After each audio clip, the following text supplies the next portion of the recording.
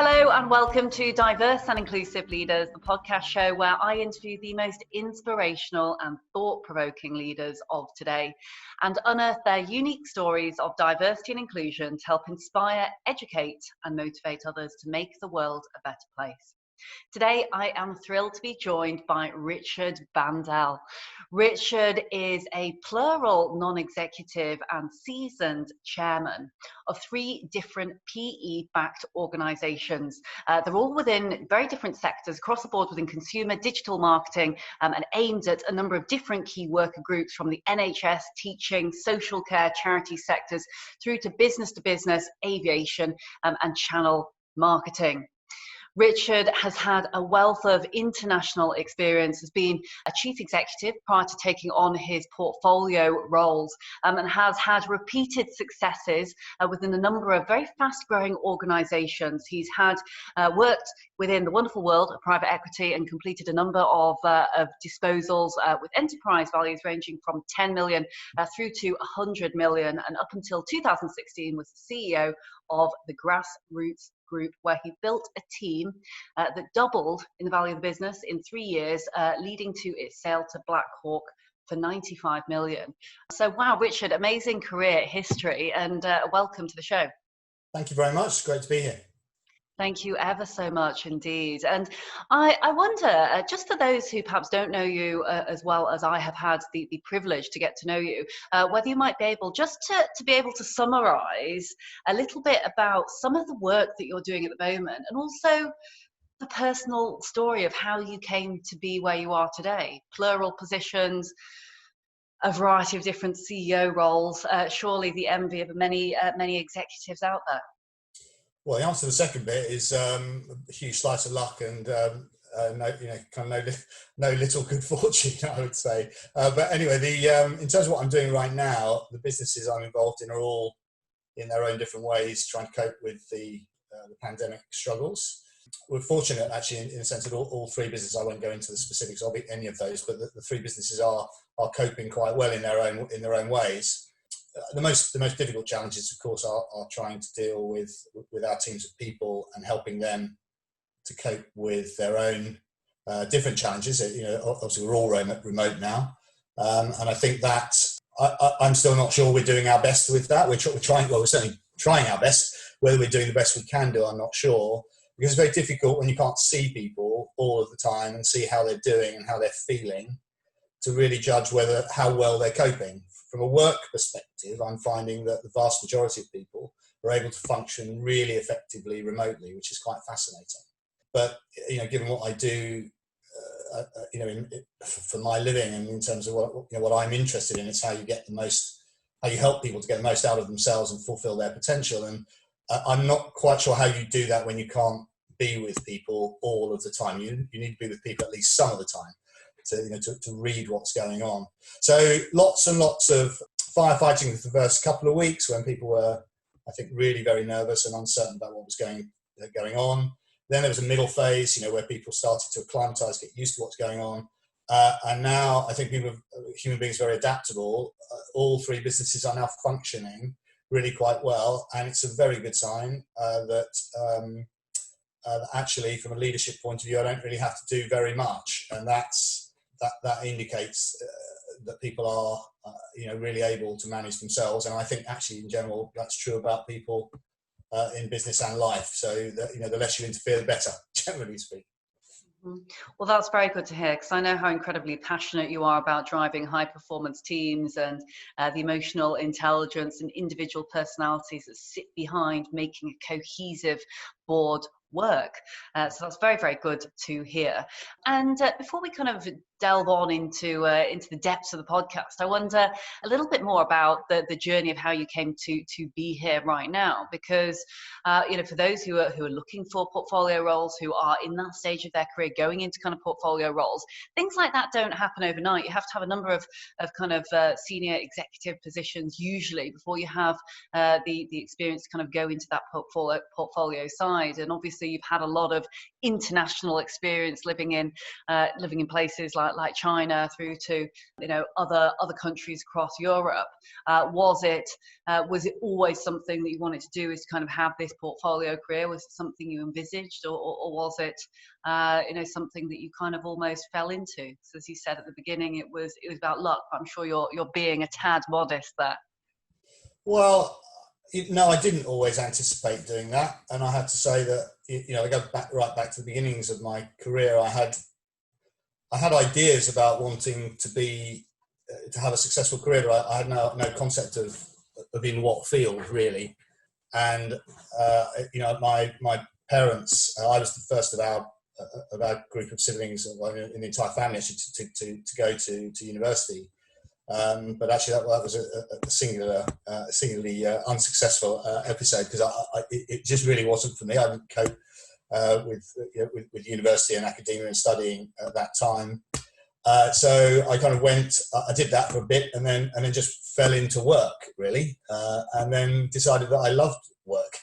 And I was lucky enough to have a series of bosses who trusted me and gave me opportunity to do things that I hadn't even imagined existed as roles or jobs. I had no concept of that, of kind of an office-based job. My father worked in a factory, my mother worked periodically, certainly not white collar. And so that I just kind of fell into what I now, the world in which I now work, completely by accident. And a series of chance opportunities really led me to an international environment, so that my bosses at that time won international accounts, and they put me on those accounts, and then they took me with them, and I started to see places that I'd never been before, because I hadn't really been on foreign holidays as a child. We didn't have a car, we didn't really travel, and I started to see a world that really excited me, and this diverse, different, colourful world outside of what I knew. I still loved what I knew, and I didn't leave that behind, but there was something else. So this international career started really by accident, and then I've not been the type of entrepreneur to start up businesses, but I have luckily worked with people who trusted me with their businesses and giving me opportunities to become a board director, and then a managing director, and then a CEO, and some of the equity of the company as well. So I had the best of both worlds, really, and it showed me, the opportunities that were just a dream to me, and so that it was all luck. It came along, and when it came along, I was in the right place at the right time, and with the right people, and then I kind of learned leadership on the hoof a little bit. I didn't. There's no magical. Then I went back to academia, completed my education, did an MBA. I haven't done any of that either. And then as time wore on, the opportunities got a bit bigger, and as you kind of chewed one thing up and it worked, then someone will. It's a bit like a jockey, actually. And if you're a jockey and you're lucky enough to get a good horse and you win a race, all the stables want you on their horses. So you get the best horses, you win more races. I mean, that again, there is absolutely an element of good fortune in all of that.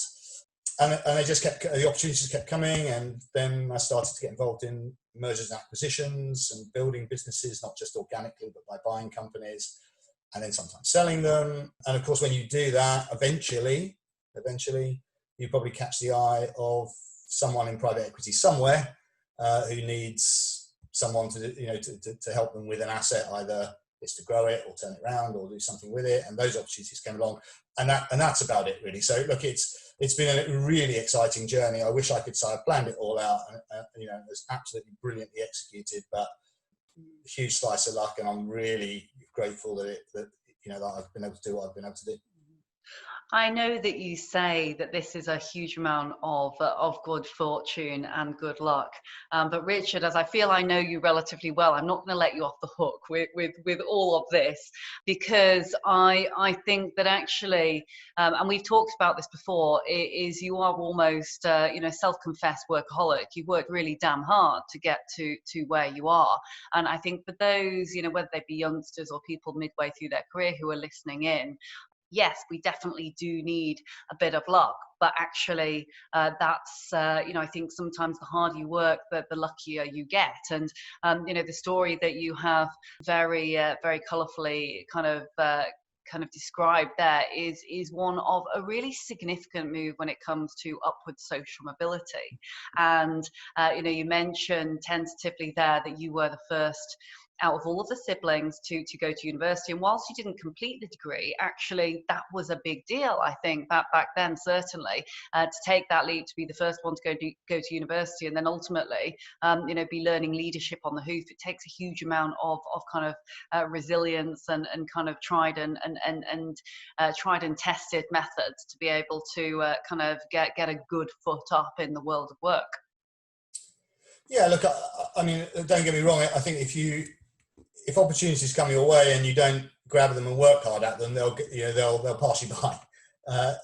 So I would like to think that I've tried hard, and that when the opportunities have come, for the most part, I've seen them and made the most of them. Although I do have to say that I did have a business partner back in the 90s who started to explain to me over dinner one night something called the World Wide Web. And I said to him, that will never catch on. I don't get it. I'm going to have to get a proper job. You're going to have to do that on your own. So, kind of 6 or 7 years later and tens of millions of pounds later, he was off in the distance. So, look, you're going to miss some. I do think I have worked hard, and I do work hard, but that's because I really enjoy what I do. What I do, in whatever business it's been, and there have been lots of different businesses in lots of different industries. In the end, it's all about the people. And whilst I am actually quite a shy and introverted person by nature, and people find it hard to believe because I appear to be quite garrulous. I am garrulous, but I appear to be much more sociable than I actually am. But despite kind of being a bit introverted, I do love to see people doing things that they didn't think they could do, and helping to make that happen. And that feeling, that sense of as a leader of a business or responsible for helping someone's career develop, seeing that happen is hugely rewarding. And I've got 4 children as well of varying ages, and again, seeing that happen, seeing people being allowed to be part of someone's progress and development of their potential is an absolute privilege. And if you do that every day, which is essentially what you're doing when you're involved in business, you're trying to help people to collaborate and operate at the highest level they can as individuals and as teams. You get to do something really magical. I mean, and so it is hard work, but you get rewards every day. Maybe not every day. Some days are worse than others, but you see it happening every day. And so it is a pleasure to be able to do that. I don't know if that's the answer to your question that you're looking for, but no, but it's a really good insight. And I think from the first time I had coffee with you, you had this very kind of open, warm, kind of almost authentic leadership style about you, which is kind of very consultative. And maybe that is one of the reasons that you're also doing kind of football coaching and being passionate about coaching leaders to be able to succeed from all different walks of life, across the board. And I think it's through that kind of that inclusive, collaborative leadership style that we can really make a true difference, because ultimately the world of work looks very, very different now than it did kind of 10, 20 years ago. And so it's important that we do try to harness all different types of talent, and we aren't just looking at this almost, how do I explain it? The archetypal, stereotypical type of leadership, where you say quite vulnerably, which I love, is that you are, not as gregarious as you may come across, and actually more introvert. I think it's important that we talk about different leadership styles. So I think the archetypal leader of yesteryear would have presumed that CEOs and chairs need to be standing on tables, beating their hands on their chests. For people like you and I, and for many others as well, who really aspire to be fantastic leaders and fantastic CEOs, I certainly do. But if I look at, I don't know if I think back kind of 10 years, I would have thought it might not be possible, because actually the stereotype of what a leader looks like and sounds like might be very different from an introvert. So I think, I mean, that, again, I'm maybe going a little off subject now, but that really does resonate, because I find myself to be quite an introvert, and I come across many people from diverse backgrounds, and often, not always, it's those minority backgrounds or those that struggle to get their voices heard, who, it's not because they're not incredibly ambitious and incredibly dynamic deep down, but they need a coaching style, or someone like yourself, or other leaders that I know who have got that EI, emotional intelligence, to put an arm around someone and say, look, do you know what, it's going to be okay, and help them get the leg up. Doesn't mean that they're not as strong as others, but they're just different. Well, I think you make a really, really interesting point there. And I have to confess, and I'm happy to confess, that I didn't always know this stuff. And I didn't always appreciate it or understand how to do it. I mean, if you don't mind, I'll share an anecdote with you about one of my early experiences as a leader. I was a young man in my 20s, and I was managing director of a company. I thought I was doing a terrific job, like lots of mid-20s men, quite sure of their own abilities. And the company that we'd been acquired by actually were doing some leadership development, and they paid for this consultancy to come in and do this work. And they took us away. They took me away with my leadership team, which at that time the company was getting quite big. Maybe turning over 50 or 60 million pounds or something. We got maybe 400 or 500 people, and the leadership team was about 8 people. And they took us to this hotel, and they did this. The first exercise on the first morning of this 2-day course was something called spatial relationship mapping, I think they called it. And so they got us all into a room, no chairs, no tables. We're all standing there. And they said, right, now what we need to do is we need to get you to walk around, and you stop moving when the physical position between you and everybody else in the room reflects the effectiveness of your working relationships. So I thought everyone's going to be in a tight little group in the middle, and that'll be that, and we can pack up and go home. So people start moving around, and I started to realise everywhere I walked towards somebody or groups of people, they kind of walked away. And after an excruciating 10 minutes, or it felt like 10 days, I was the only one in the room, and all the others were standing outside on the terrace of this hotel. I mean, it was just the most But the point was, you're talking about inclusive, understanding leadership, not standing up there and controlling everything. Well, that's what I thought. That's what I thought a leader should be, But frankly, I was exhausted. I was struggling with that. Because the more you do it, the more people expect you to do it. The more more control, in inverted commas, you appear to take. The more people step back. The less you trust people, the less they feel you trust them, and the less they're prepared to, less risk they're prepared to. I mean, I was exhausted anyway, and this was just really valuable for me to actually understand that what I was doing wasn't good for me and it wasn't good for them. And it took years from that point and I'm still learning it, still learning not to always feel I have to be what everybody expects me to be, and that it's okay to do it a different way. And I'm delighted to see that many people that I've worked with and had the privilege of working with down the years, who have not been extrovert and have not felt the need to demonstrate it, are now getting the opportunities influence businesses and society in general in ways that you wouldn't have expected before. And so there's still huge legacies around it, aren't there? There are still those people who stand up and shout loudest who seem to get the top jobs, despite everyone's scratching their head how that's happened.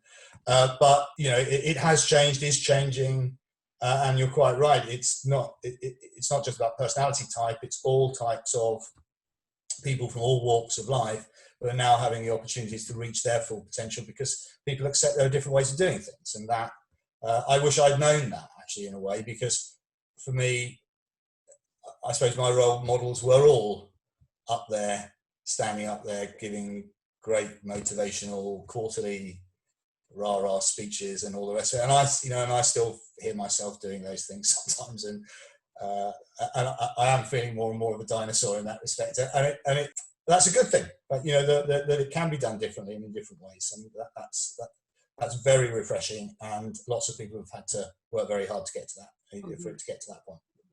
Thank you so much for sharing that story. I think that's it's a perfect example of everything that we've been talking about. And on another subject, actually, more specifically around diversity and inclusion, obviously embracing those that are different. I know when we had our coffee in London, which seems a very far cry from right now, speaking across on virtual camera, we were talking about the importance of building a diverse board. And again, I don't just mean race, gender, etc., but also those visible and invisible diversities are absolutely key. And what I would love to see is more leaders like you and others who are fantastic, really be fantastic allies for women and ethnic minority groups and all of the others within the diversity and inclusion spectrum, which importantly does also include things like social mobility and mental health. And so arguably you could have 10 middle-aged guys on a board and actually it could be very diverse. But I think also there are those very noticeable visibilities. And I know you've been very kind of passionate about giving people opportunities and certainly putting people into those, into those positions around the boardroom table and around the C-suite. And I wondered, what your thoughts were around allyship ultimately, which is what you have been doing throughout your career. And, perhaps for others who really could perhaps be allies, or maybe don't think, they think, diversity and inclusion and belonging, maybe that's not relevant to me because I'm a guy or I'm white or whatever. Well, look, I mean, I think going back again to what I was saying at the beginning, I was very, very lucky that managers of mine, both men and women, I had male and female bosses at that time, spotted something in me that frankly wasn't really there at that time. I was awkward teenager when I first started work, and I'm just an awkward 55-year-old now, but I wasn't anywhere near the finished article. I hadn't even started on the production line, but someone saw something in me and gave me an opportunity, from there I was able to develop my skills. So from that point of view, philosophically, what anybody needs, and in my view has a right to, is an equal opportunity. In whatever field that is, whether it's educational, whether it's business, or whether it's social, or whatever it is. But what you do with that after that is partly down to you, partly down to luck. But essentially, you need that opportunity, and if you don't get it, then you can't move. So that's a philosophical point. From the point of view of, what you were saying about my allyship, if you like, or attempts to create more diverse leadership teams, that's actually been because the people that I've found myself lucky enough to work within those leadership teams were the right people. And they could have been of any ethnic origin, or any gender, or any orientation, sexual orientation, or any other group that people may identify with. That was a complete irrelevance. The question was, did that person represent the skills, experience, competence, and abilities that we needed at that time? Now, some of the things in that list are more difficult to find in certain groups because they haven't been given the opportunity, therefore they don't have the experience. So sometimes you have to see a bit deeper than that, and you have to actually look at really what it is you're trying to build as a leadership team, or any team. It doesn't have to be a leadership team. What are you trying to do? And clearly, in all of my experience, the more diverse the team in terms of in all aspects, the more likely it is to be successful, because you're more likely to be resilient when you encounter whatever diverse problems you're going to encounter. I mean, if all the problems were actually uniform and all the problems required exactly the same solution, then it would absolutely make sense to have a completely uniform team of all the people that were right for that problem. But I haven't come across a business where the problem that got us was the one that we least expected. And so you need to prepare for that. And diversity is an inherent requirement for preparing for the things that you don't expect, or to innovate and to take things to the next level. So actually for me, there is a philosophical point. It is important because I was a beneficiary of it, and without that, I wouldn't have had the opportunities I have. But it goes beyond that. It's just obvious, and the diversity is absolutely infinite. You need to know what your team requires. You mentioned about sport. In a team, you don't necessarily play the same team for every opponent, because you need to mix the skills and the abilities and the chemistry of that team for different things. So I'm a huge believer in the right people for the right roles, irrespective of any other factors that ultimately don't matter at all. But also just recognizing that sometimes people won't have had that experience because no one trusted them enough. And I love to trust people and then see what they can do. And sometimes, almost always they surprise themselves more than they surprise me. Mm-hmm.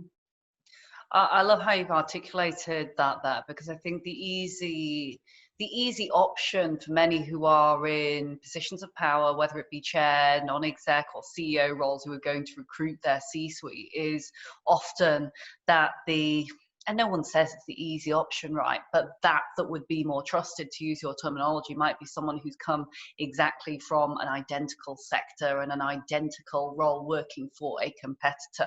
Actually, what you are saying is don't always take that safe option. There has to be a point in time where you do have enough respect and give a chance to someone who might not be, the finished box of chocolates on the end of a production line, but literally they've pretty much got absolutely everything. It's just that they happen to miss one or two, and that's not through any fault of their own. It's just because they haven't necessarily had that experience. And I really would, especially right now, I think it's particularly important, given these times of uncertainty and challenge. It surely is not the right time to be doing the same old thing. I mean, and I know that you are very entrepreneurial by heart, and we've talked about kind of small businesses, high growth businesses. We obviously have a small business, and we are feeling the pains of growing, especially in times like this. But I think, if not now, to try different things, whether it be recruitment, whether it be completely turning the strategy on its head to see what happens, actually sometimes is worth that risk to see what opportunity or innovation may come out of the other end. Well, look, I mean, necessity is the mother of invention, and sometimes if it's too comfortable, like I wouldn't have invented a global pandemic in order to create some of the change that is manifestly happening across business and society right now. But when things do happen that stretch you, you have to respond, and new answers are required. I think what you're saying is don't wait for the new answers to be required. Let's look for the new answers right now, and you might be surprised, how exciting and fruitful that is. And I 100% agree with that. Like, I mean, if you, again, I don't mean to personalize this, and keep coming back to the start of my career, but if someone had said, look, we need a graduate. I mean, I'll actually tell you how my first job came that about. Would be brilliant. That would be brilliant. Because I was studying Russian at Surrey University, and part of the course involved living in the old Soviet Union at the time.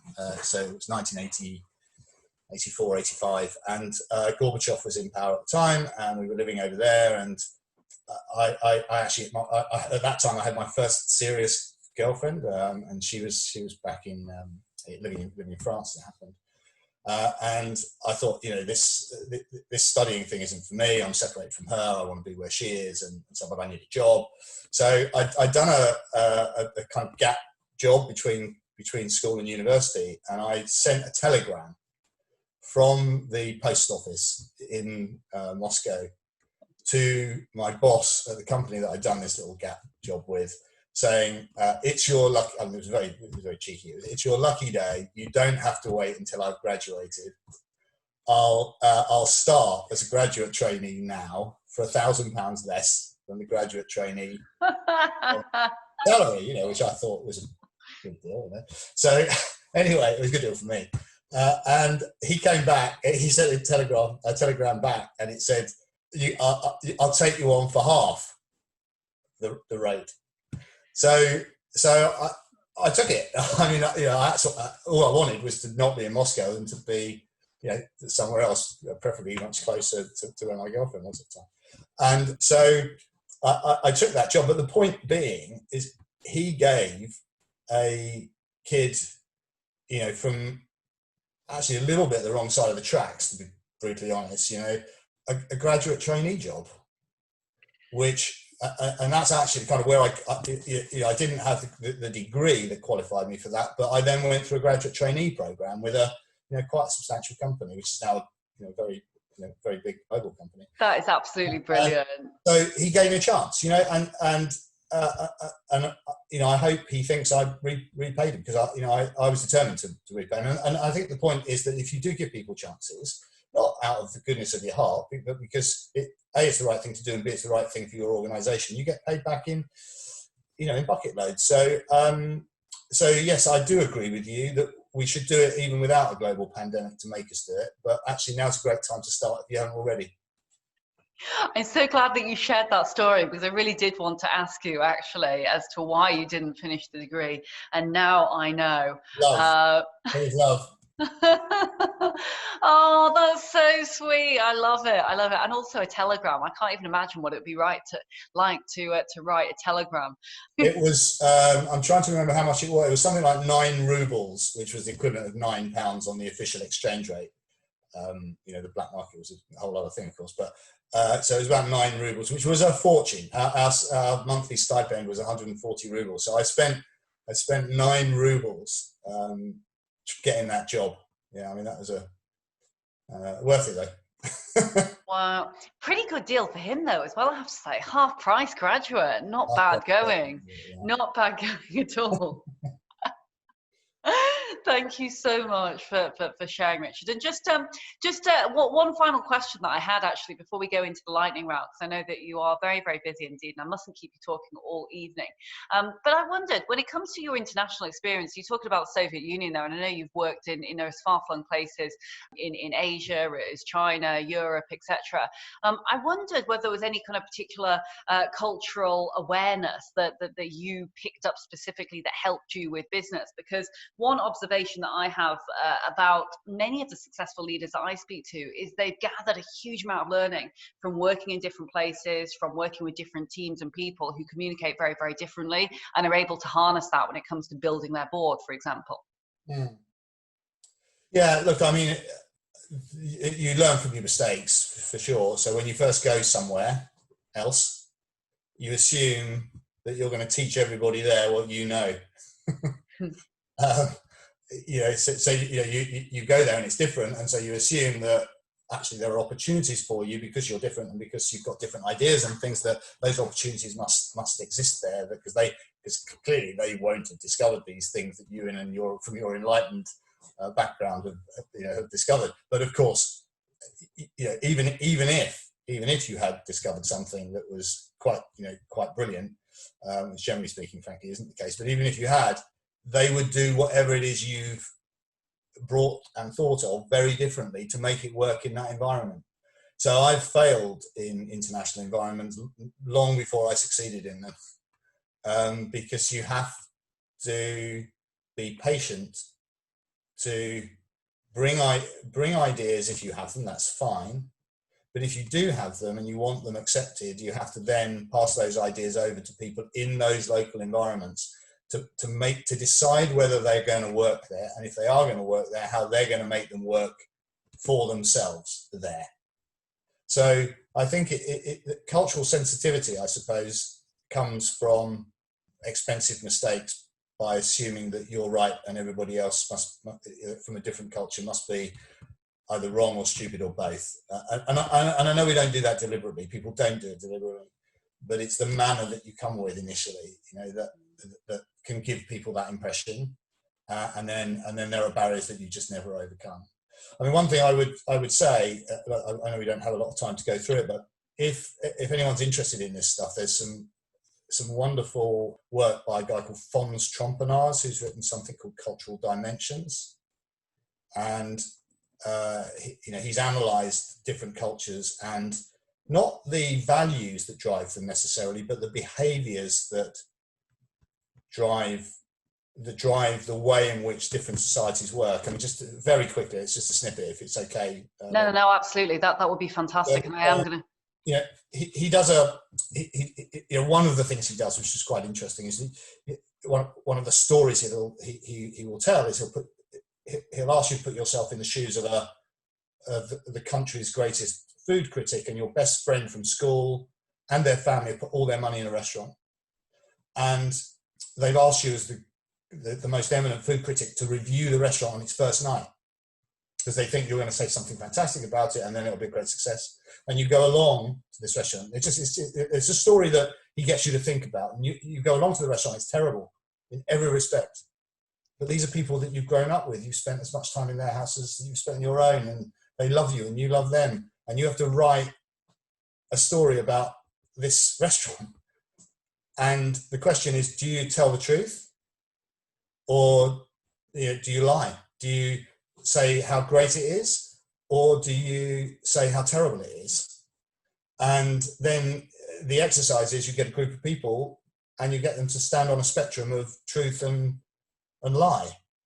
And you get some people down one end and some people down the other end, and some in the middle and somewhere everywhere. And you go down to one end of the line and you say, why are you down there? Why are you lying?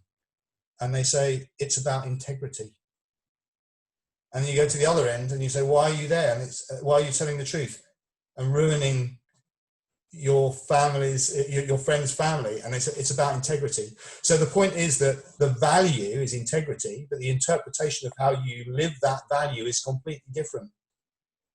There's integrity at both ends, right? There's integrity in holding the integrity of your relationship with the family that brought you up, and then you would never do anything to hurt them, and the integrity of telling the truth as you see it, and your career and your reputation and so on.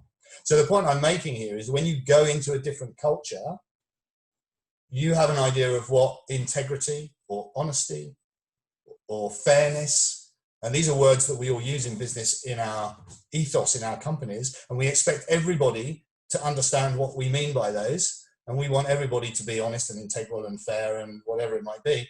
And their definition of that is just different. It's not wrong. It's absolutely not wrong. And so sometimes you're outraged when you go and live in another country that somebody actually didn't tell you the truth, in inverted commas, or weren't honest with you. Actually, that wasn't dishonesty. They were protecting your feelings, helping you to save face. Mm-hmm. For example, right? So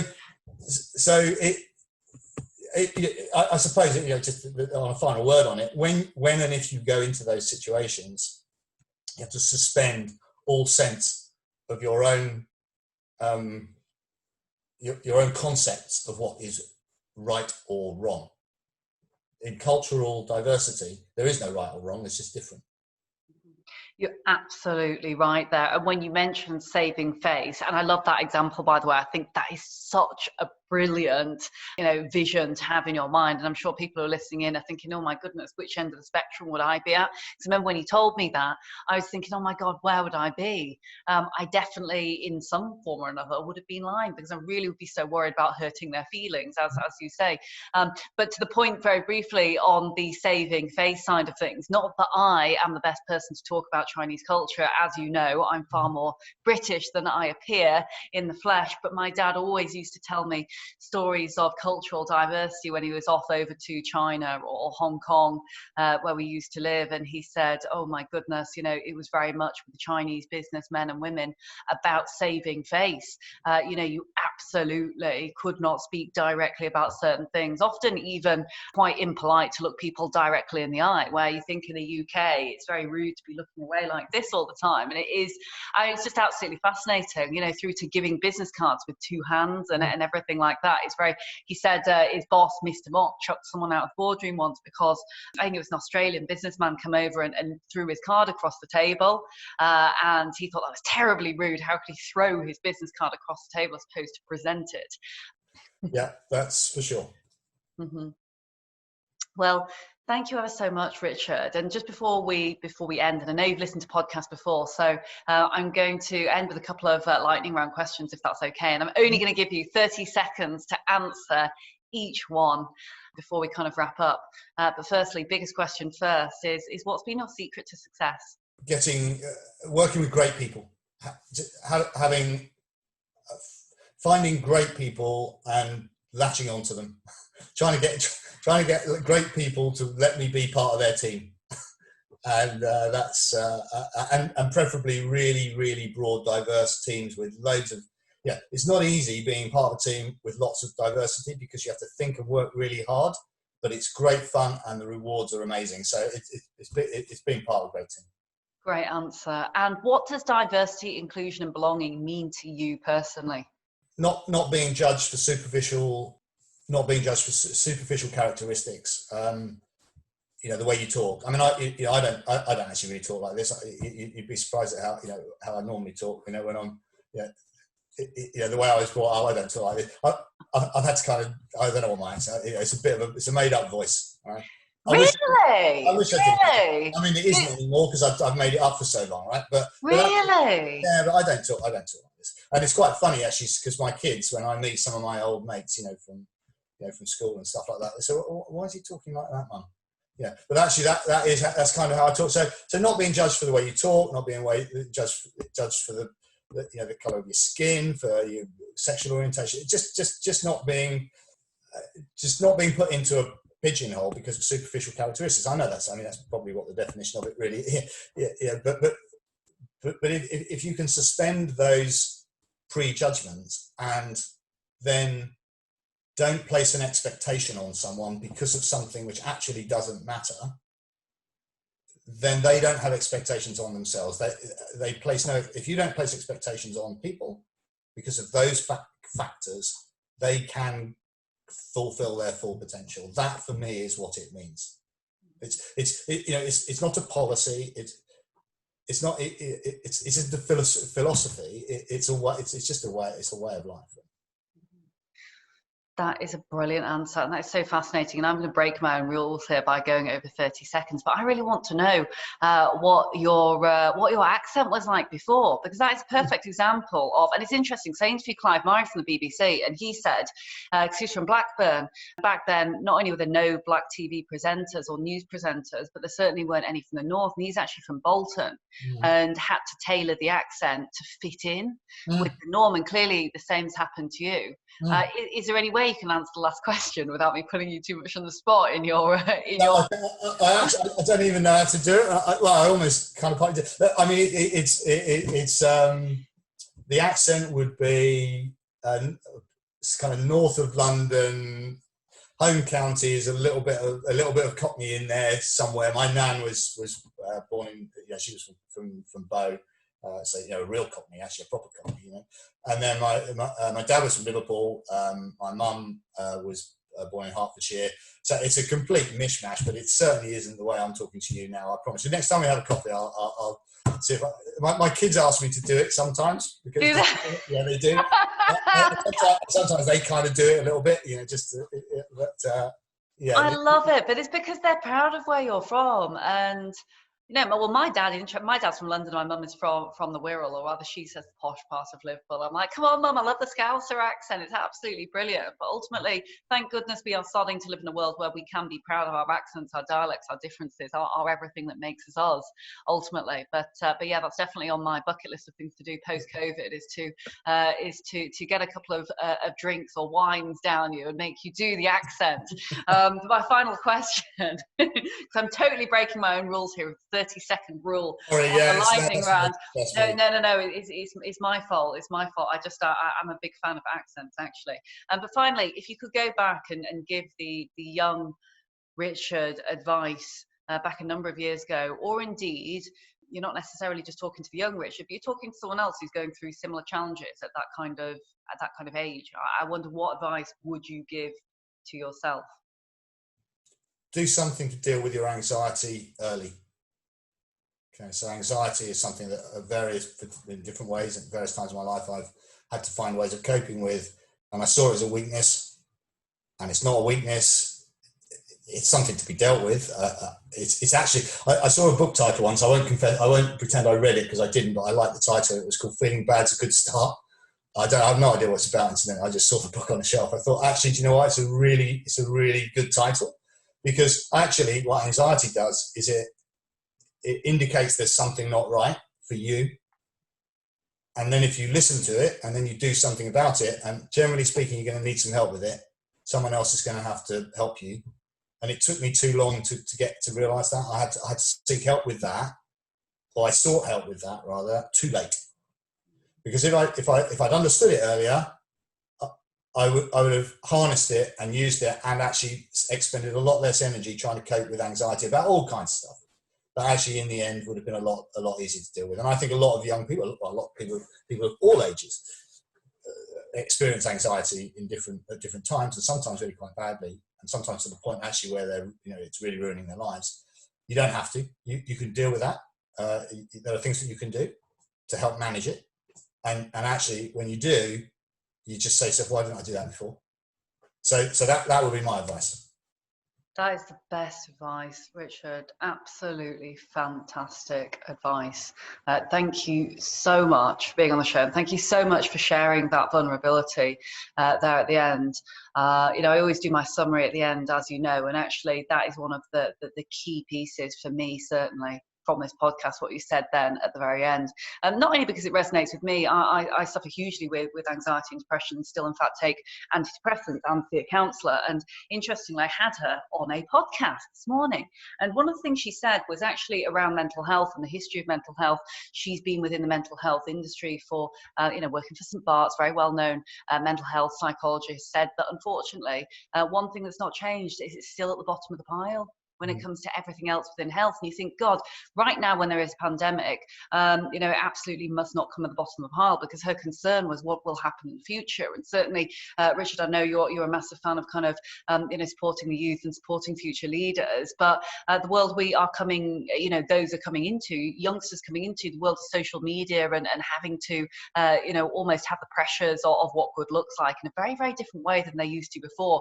It's more important than ever before that we start to normalize mental health and talking about it, and also having brave leaders like yourself, if you don't mind me saying, and I know you'll probably blush afterwards, but saying brave leaders like yourself who are willing to share those vulnerabilities about mental health, and even more so, leaders who have been successful CEOs and successful chairs, because, those who are listening in, whether you are at the early phases of your career or if you are at the board and you're at C-suite level and you've been suffering with mental health and anxiety, this is proof in the pudding that it can happen and you can still be successful.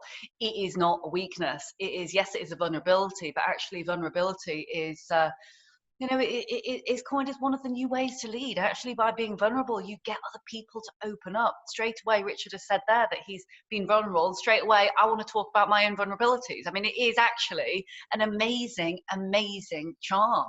So please, for anyone who is listening in, especially guys, and this is not specifically guys, but one thing my mental health counsellor said was actually it was particularly difficult, less so now, but for men.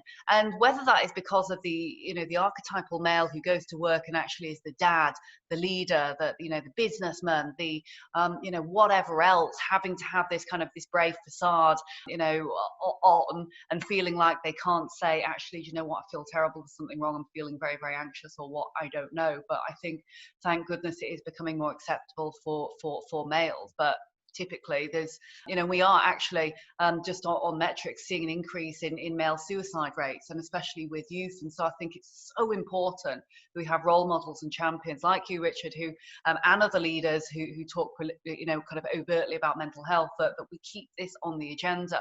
It's not going away anytime soon, and certainly not with the pandemic that has hit us. So let's keep talking about it. Let's keep normalizing it for all leaders. But anyhow, a fear of rambling on, a couple of other real kind of key learning points for me were, actually just kind of saying yes and taking a couple of risks, as well. Education doesn't prove that we will be successful. Yes, it's fantastic. I'm a wholehearted believer in education being the cornerstone, of things, but it doesn't necessarily mean to be a degree. You can be very successful not having got a degree, and through innovating and learning in lots of different guises. So, working hard, clearly, and being very, very resilient, trying to be very aware of cultural idiosyncrasies, because clearly, they it can be a pitfall. But look, a lot of the best successes come after the biggest failures, and so hopefully we can all learn to be kind and actually not beat ourselves up completely if it doesn't go right all the time. But anyhow, thank you ever so much, Richard. It's been an absolute pleasure having you on the show. Thank you very much. Really enjoyed it. Thanks. Thanks so much. My name is Leila Mackenzie-Dallas, and you've been listening to the Diverse and Inclusive Leaders podcast show. We're with you every week, but we're here twice a week at the moment because of the unprecedented times. So you can check us out, and if you've had or experience kind of any feelings or kind of want to talk about anything, been affected by anything in today's show, please do reach out. Richard, as you've seen, is very friendly executive, so I'm sure you can reach out to him on LinkedIn, or you can get in touch with myself, you can get in touch with any of the team. We're all here to listen, to support one another, and stick together during these times. You can also see all of the show notes. Richard's mentioned some great case studies and some examples that you might want to try with your team there. We'll make sure we detail all of those into the show notes at the end of today's show. So if you didn't write it down in time, don't worry at all. Visit www.dahlglobal.org/podcast, and we'll look forward to seeing you again very soon. Thank you so much for watching the Diverse and Inclusive Leaders podcast. Please do feel free to hit the like button below, or if you'd like to receive future notifications, do ping the notification bell here at the side. If you're interested in the audio version only, you can find it on the following streaming platforms. Any extra info and descriptions will be in the links below. Look forward to seeing you soon.